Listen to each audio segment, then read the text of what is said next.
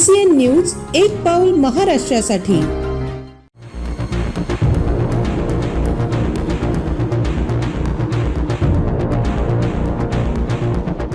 नगरपालिका निवडणूक रणधुमाळी ओनली ऑन CCN न्यूज। आमदार श्वेताताई महाले पाटील यांच्या प्रभाग 14 मधील कॉर्नर मीटिंगला नागरिकांचा प्रचंड प्रतिसाद।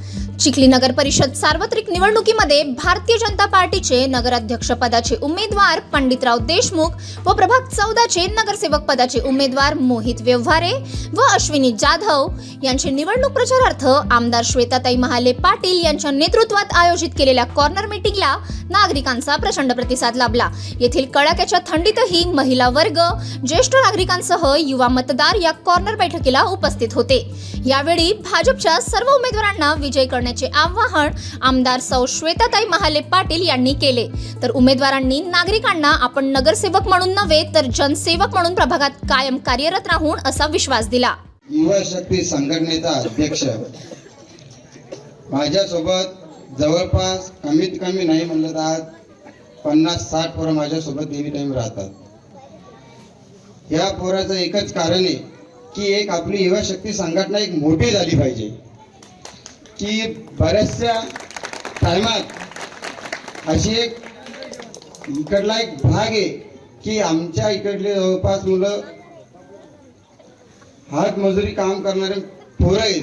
या पोराचा कुठंतरी एक फायदा झाला पाहिजे। आणि एक सर्वात महत्त्वाचं म्हणजे किंवा मी एक अपक्ष उमेदवाराचा फॉर्म भरला, पण मला एक धनु काका यांच्यासाठी मी एक माझा अर्ज मागं घेतो, कारण की एक मला मोहित दादाला एक लवकरात जास्तीत जास्त लीडनं निवडून आणायचं, याच्यासाठी मी माझा अर्ज थांबवलेला आहे। येत्या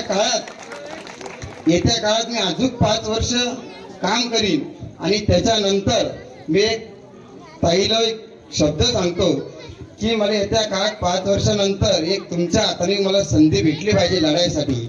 याच्यासाठी मी तसेच एक अश्विनीताई जाधव त्यांच्यासाठी तसाच एक मोहित दादाला तसं सांगितलं असा प्रयत्न करीन, असाच मी त्या अश्विनीताई जाधवसाठी असाच एक मी प्रयत्न करीन।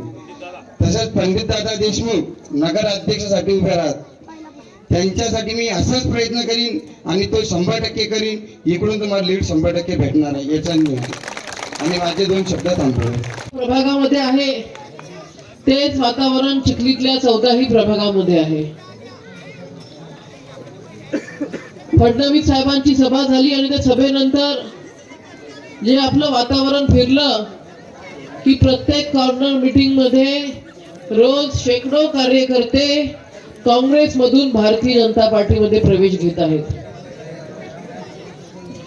प्रवेश का घेत आहेत तर कुठेतरी मग सत्तेतली पार्टी आहे, केंद्रामध्ये सत्ता भारतीय जनता पार्टीची आहे, राज्यामध्ये सत्ता भारतीय जनता पार्टीची आहे, इथला आमदार भारतीय जनता पार्टीचा आहे। आणि ज्या पद्धतीने महायुतीचं सरकार आल्यापासून ज्या विकासात्मक कामावरती आपण भर दिला आणि ते विकासात्मक कामं तुमच्या प्रभागापर्यंत घेऊन आलो, त्याच्यामुळे प्रभावित होऊन 30-30, 40-40 वर्ष ज्यांनी काँग्रेसमध्ये काम केलं ती मंडळी आज भारतीय जनता पार्टीमध्ये पक्षप्रवेश करत आहे। बंधू आणि भगिनींनो, आपण बराच वेळचे बसलेले आहात याची मला पूर्ण कल्पना आहे, जास्त बोलणार नाही, परंतु आज कुठेतरी आपल्या पायाखालची वाळू घसरलेली आहे।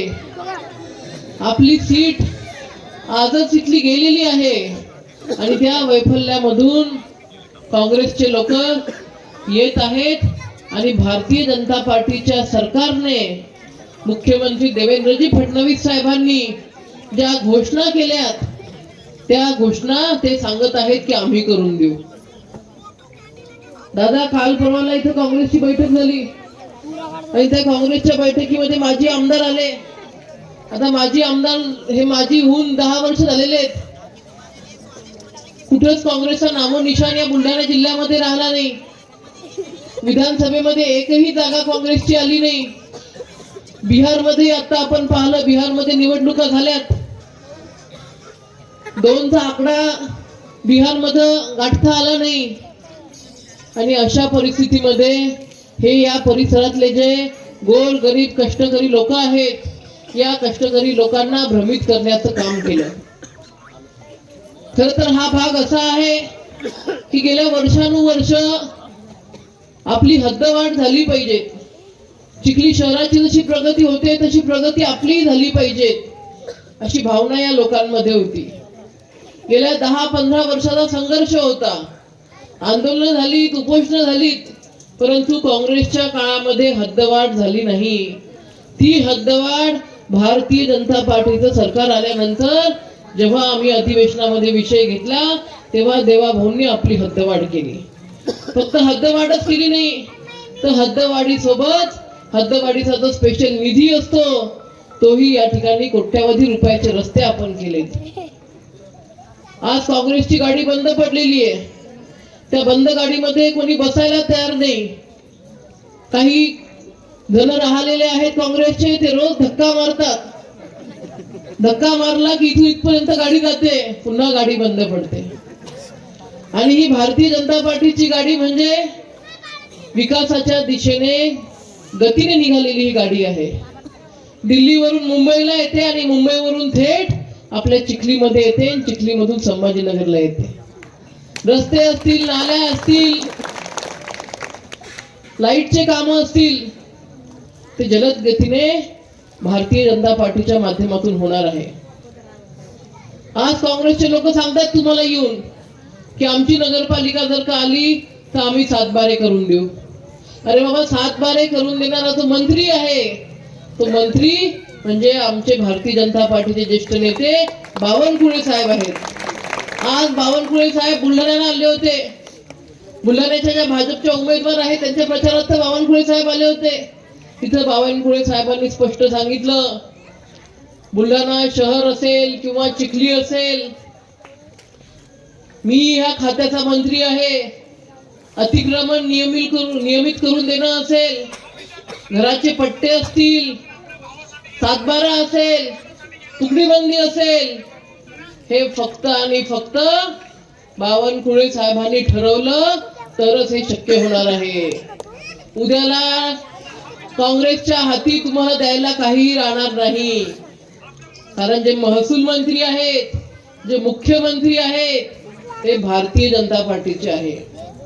कुठंतरी तुम्हाला आमिष दाखवून भ्रमित करण्याचं काम काँग्रेस करत आहे. परंतु माझी विनंती आहे की कुठेही त्यांच्या भूलथापामध्ये येऊ नका.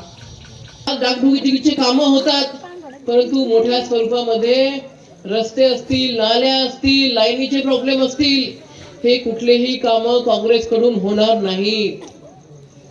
त्याच्यामुळे मी विनंती करते, भ्रमित होऊ नका. आताच जेव्हा पंडितदादा देशमुख अध्यक्ष होतील आणि तुमचे दोन्ही नगरसेवक या ठिकाणी नगरसेवक होतील, त्यावेळेला आपल्या या प्रभागामध्ये आपण भूमिगत गटार योजना करणार आहे. सगळ्या ज्या आपल्या नाल्या आहेत त्या नाल्या आपण बंद करणार आहोत, त्याच्यासाठी ढापे टाकणार आहोत.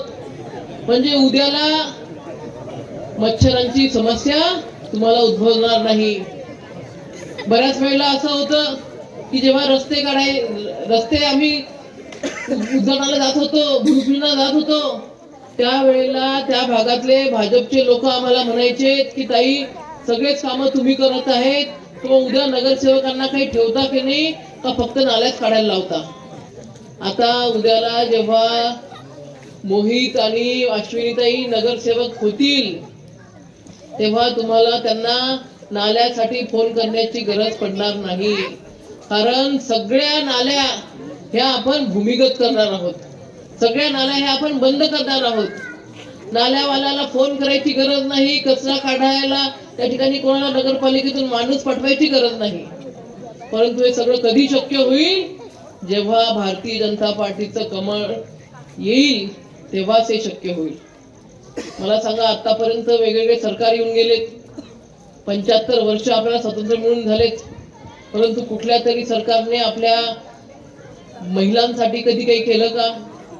आज भारतीय जनता पार्टीच्या सरकारच्या माध्यमातून देवाभाऊ लाडकी बहीण योजना सुरू झालेली आहे. एकदा हात वरती करा बरं, कोणाकोणाला देवाभाऊ लाडकी बहीण योजना येते? करा करा, हात वरती करा, लाजू नका, लाजू नका. मला सांगा, जेव्हा ही लाडकी बहीण योजनेचा ओवाळणी तुमच्या खात्यामध्ये येते तेव्हा तुम्हाला कुठल्या आमदाराकडे जावं लागलं का? खासदाराकडे जावं लागलं का? नाही.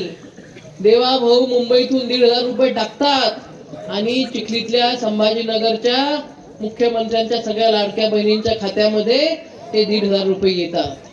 आता आपल्याला 1,500 पर्यंत थांबायचं नाहीये. भारतीय जनता पार्टीला तुम्ही मतदान केल्यानंतर हे जे देवाभाऊचे 1,500 रुपये आहेत हे 5,000 पर्यंत त्या ठिकाणी आपण करणार आहोत. पण हे कधी शक्य होईल? जेव्हा तुम्ही कमळाचं बटन दाबाल तेव्हाच त्या ठिकाणी शक्य होईल. माझी आपल्या सर्वांना विनंती आहे, येणारे 2 दिवस हे अतिशय महत्वाचे आहेत. शेवटी समोरची जी पार्टी आहे ती धनधडकी पार्टी आहे दादा. भारतीय जनता पार्टीचे ते उमेदवार होते, गेल्या वेळेला भ्रष्टाचार केला, प्रचंड पैसे खाल्लेत आणि मग त्यांना भारतीय जनता पार्टीने त्यांची हकालपट्टी केली. त्याच्यामुळे पैशाची काही कमी नाहीये आणि शेवटी पैसे म्हणजे लक्ष्मी आहे. लक्ष्मी घ्या, लक्ष्मीला कधीच नाही म्हणत नसतात, परंतु मतदान मात्र कमळालाच करा, म्हणजे ती लक्ष्मी कमळावरती सुरक्षित राहील. एवढी आपल्याला विनंती करते आणि थांबते. धन्यवाद.